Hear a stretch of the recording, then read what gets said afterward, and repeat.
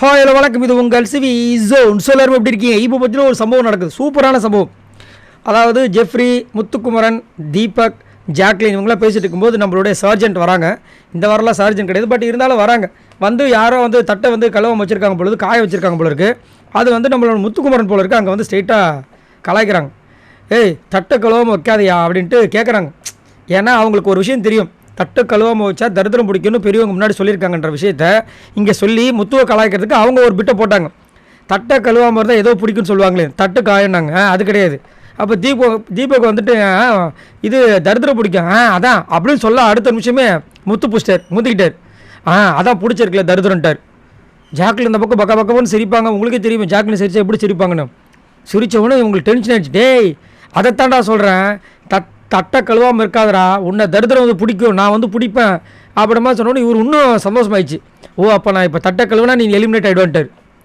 டேய், ஏன்டா நீ தட்டை கழுவாமல் இருக்கிறதுக்கு, நீ தட்டை கழுவுறதுக்கு நான் ஏன்டா எலிமினேட் ஆகணும் அப்படின் போது முத்து திரும்பவும் கலாய்கிறார்.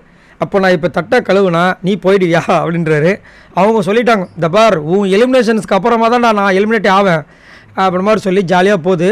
ஆனால் இருக்குது, அது வந்து இல்லாமலாம் இல்லை. சௌந்தர்யா வந்துட்டு எப்படா சான்ஸ் கிடைக்கும் கலாய்க்கணும்னு இருக்காங்க.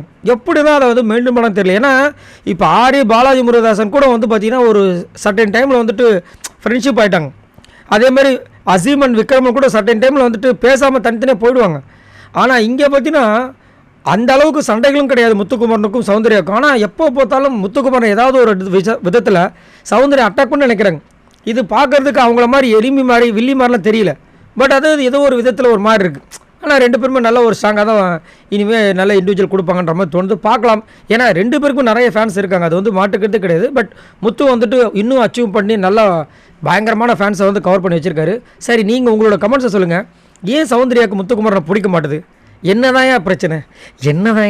என்னதாங்க பிரச்சனை? மறக்காமல் கமெண்ட்ஸ் பண்ணுங்கள்.